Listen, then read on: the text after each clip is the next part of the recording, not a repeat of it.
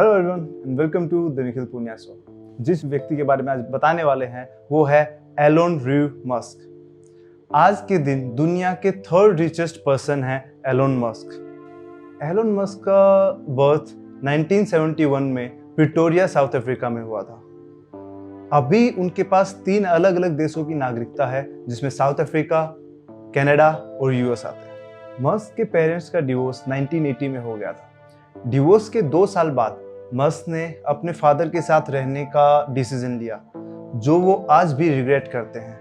उन्होंने उनके बारे में, अपने फादर के बारे में ये तक कह दिया कि वो एक टेरिबल ह्यूमन बीइंग है और जो भी इविल, जो भी बुरी चीज़ आप सोच सकते हो वो उन्होंने की होंगी। यहाँ तक कि उनके फादर के ऊपर 3 मर्डर चार्जेस हैं। 3 लोग उनके घर में घुसने की कोशिश कर रहे थे, उनको उन्होंने मारा था। इसके अलावा भी बहुत सारी चीज़ें हैं। जब मस्क सिर्फ 10 साल के थे तब उनको कंप्यूटर्स और गेम्स में, वीडियो गेम्स में काफ़ी इंटरेस्ट होने लग गया। 12 साल की उम्र में उन्होंने खुद का एक गेम बना के उस टाइम $500 में बेचा। मस्क अपने बचपन से ही बहुत टैलेंटेड थे, एक एक्स्ट्राऑर्डिनरी पर्सन थे। एक बार एक इंसिडेंट ऐसा हुआ कि उनको स्टेयर्स के ऊपर से फेंक दिया गया था, उनको हॉस्पिटल भी लेके जाना पड़ा था। इसके बाद जब वो 15 साल के हुए, उन्होंने self defence, karate, martial arts वगैरह सीखा और अपना सेल्फ डिफेंस करना सीखा। उनके बाद उनको कभी बुली नहीं किया गया। अब अगर हम मस्क की एजुकेशन की बात करें तो 1989 में मस्क कनाडा में शिफ्ट हुए। वहाँ पे वो अपने ग्रेट अंकल के पास, अपने एक अंकल के पास आना चाहते थे, बट वो उनको वहाँ पे लोकेट नहीं कर पाए, उनको ढूंढ नहीं पाए, तो उन्होंने वहाँ पे यूथ हॉस्टल में टाइम स्पेंड किया। उसके बाद वो अपने कज़न के पास, वहाँ से वेस्ट उन्होंने ट्रैवल किया, अपने कज़न के पास गए। वहाँ पे वो 1 साल तक रहा और 1 साल तक अलग अलग जॉब्स, फार्म्स पे, लंबर मिल्स पे 1 साल तक उन्होंने अलग अलग तरह की जॉब्स की। सन 1990 में मस्क ने क्वींस यूनिवर्सिटी में एडमिशन लिया। उसके 2 साल बाद उन्होंने यूनिवर्सिटी ऑफ पेंसिल्वेनिया में ट्रांसफ़र लिया, जिसके बाद 1995 में मस्क को पीएचडी के लिए स्टैनफोर्ड यूनिवर्सिटी में, मटेरियल साइंस में पीएचडी के लिए स्टैनफोर्ड यूनिवर्सिटी में उनका एडमिशन हो गया। एडमिशन होने के बाद 2 दिन कॉलेज जाने के बाद उन्होंने कॉलेज को ड्रॉप आउट कर दिया, अपना खुद का एक स्टार्टअप करने के लिए। उस टाइम के इंटरनेट बूम को समझते हुए उन्होंने स्टार्टअप करने की सोची। कॉलेज ड्रॉप आउट करने के बाद उनकी करियर की शुरुआत होती है। 1995 में उन्होंने Zip2 नाम से एक कंपनी को फाउंड किया, जो ऑनलाइन डायरेक्टरीज और मैप्स प्रोवाइड करती थी, जो अलग अलग न्यूज़ आउटलेट्स हैं उनको। ये कंपनी 1999 में इस कंपनी को कॉम्पैक्ट, जो एक कंप्यूटर कंपनी है, उसने $307 मिलियन में खरीदा। Zip2 को $307 मिलियन में बेचने के बाद मस्क को उनके 7% शेयर के हिस्से के $22 मिलियन मिले। मस्क का ये कहना है कि जब उनकी कंपनी एक सक्सेसफुल कंपनी नहीं बनी थी, उससे पहले वो खुद का एक अपार्टमेंट भी अफोर्ड नहीं कर सकते थे और उन्होंने जो रेंटेड ऑफिस लिया था Zip2 के लिए, वो वहीं पे रात को सोते थे। शावर लेने के लिए वो एक YMCA, जो यंग मेंस क्रिश्चियन एसोसिएशन करके एक ऑर्गेनाइजेशन है, वहाँ पे वो शावर लेने के लिए जाते थे, नहाने के लिए जाते थे। Zip2 को बेचने के बाद मस्क ने एक दूसरी कंपनी X.com को फाउंड किया, जो ऑनलाइन फाइनेंशियल सर्विसेज प्रोवाइड करती थी, मनी ट्रांसफर सर्विसेज प्रोवाइड करती थी।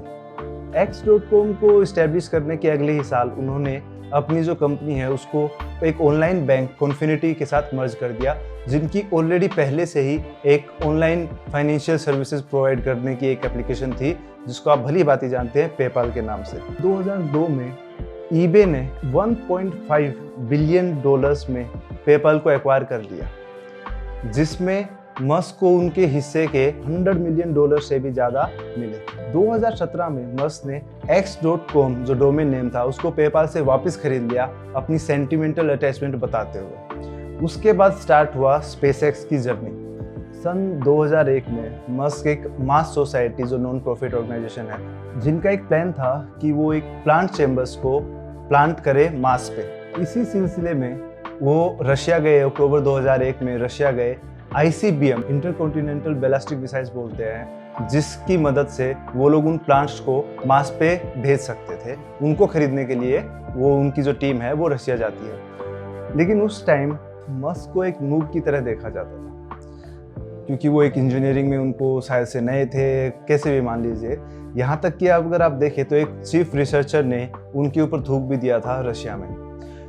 उनकी पूरी टीम खाली हाथ वापस यूएस आ गई। 2002 में वो लोग दोबारा अपनी टीम को लेके 3 बैलिस्टिक मिसाइल, 3 ICBMs को खरीदने के लिए वापस रशिया जाते हैं। इस बार उनको एक मिसाइल ऑफर होती है, वो भी $8 मिलियन में। मस्क ने इतने एक्सपेंसिव ऑफर देख के रिजेक्ट किया और खुद की एक कंपनी स्टार्टअप करने का सोचा जो अफोर्डेबल मिसाइल्स बना सके। ये जो आइडिया था वो बहुत ही यूनिक था और सबको लग रहा था कि पॉसिबल नहीं है, इसलिए जो फंडर्स हैं उन्होंने ऑलमोस्ट मना कर दिया था। इस बार मस्क ने खुद के पैसे, खुद से फंडिंग करके ये प्रोजेक्ट स्टार्ट करना चाहा, जो जितने भी हिस्टोरिकल बिजनेस आइडियाज़ हैं, जो बिजनेस एडवाइजेज हैं, उनके सारे रूल बुक्स के अगेंस्ट जाता है। कंपनी स्टार्ट करने के बाद 2008 में उनका 3 अनसक्सेसफुल अटेम्प्ट्स जो मिसाइल लॉन्च है उसका होने के बाद उनका एक चौथा, और अगर सक्सेसफुल नहीं होता तो शायद से लास्ट जो अटेम्प्ट था फाल्कन 1 का, वो सक्सेसफुल हुआ। उसी साल उनको नासा से $1.6 बिलियन की बोल सकते हैं कॉन्ट्रैक्ट मिला।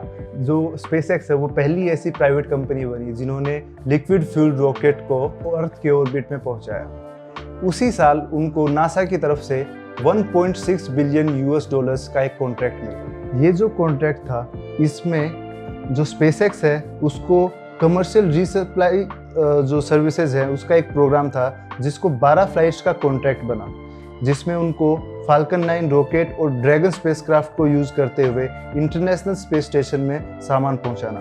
इसी के साथ मस्क का जो सपना था कि वो मिसाइल्स को, स्पेस ट्रैवल को सस्ता बना दे, उसमें वो कामयाब हुए और उन्होंने जो एक मिशन पर मिशन जो कॉस्ट है वो 90% तक कम लेके आए। पहले जो मिशन करने में नासा को $1 बिलियन लगते थे, अब वही मिशन सिर्फ $60 मिलियन में हो जाता है। मस्क अभी भी ये चाहते हैं कि उनके जो स्पेसएक्स है, उनकी रॉकेट्स, उनकी मिसाइल्स को यूज़ करते हुए एक स्पेस टूरिज्म इंडस्ट्री बनाई जाए। जैसे नॉर्मली हम खुद यहाँ से वहाँ घूमने जाते हैं, वो स्पेस टूरिज्म को भी वैसे ही नॉर्मल करना चाहते हैं। मस्क का एक सपना है कि वो किसी दिन स्पेस टूरिज्म इंडस्ट्री सेट करे और मार्स पे एक सिविलाइजेशन बनाए, जो काफ़ी हद तक बनती हुई लग रही है। उसके बाद हम बात करते हैं टेस्ला की। टेस्ला लगभग आप सबको पता होगा। टेस्ला में 2004 में एक फंडिंग, बहुत ज़्यादा फंडिंग के जरिए मस्क इन्वॉल्व हुए। टेस्ला ने 2006 में रोडस्टर नाम की कार को इंट्रोड्यूस किया, जो एक चार्ज में, सिंगल चार्ज पे 394 किलोमीटर, 394 किलोमीटर तक चल सकती थी। ये गाड़ी बहुत स्पोर्टी और दिखने में बड़ी इंटरेस्टिंग, और उसके साथ साथ 0 से 97 किलोमीटर, 0 to 60 माइल्स की जो स्पीड है वो लेस देन 4 सेकेंड्स में पकड़ लेती थी। मतलब 4 सेकेंड के अंदर अंदर 0 से 60 माइल्स, जो कि 97 किलोमीटर्स है, इतनी स्पीड पकड़ देती थी। इसके बाद टेस्ला ने मॉडल एस को इंट्रोड्यूस किया, जो ऑटोमोटिव क्रिटिक्स हैं उन्होंने उनकी बहुत तारीफ की, उसके लुक्स के लिए, उसकी परफॉर्मेंस के लिए।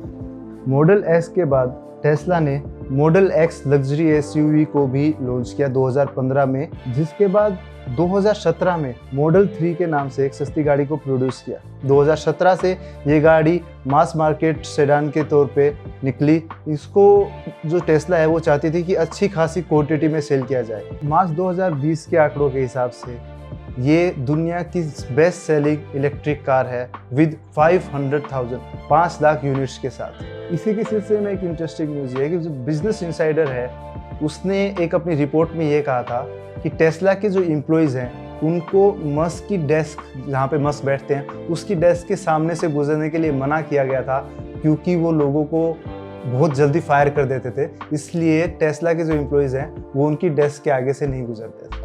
आपको शायद पता नहीं होगा, लेकिन जो आयरन मैन है उसकी इंस्पिरेशन काफ़ी हद तक एलोन मस्क से ली गई है। यहाँ तक कि जो आयरन मैन 2 है उसमें उनका एक छोटा सा खुद का रोल भी है।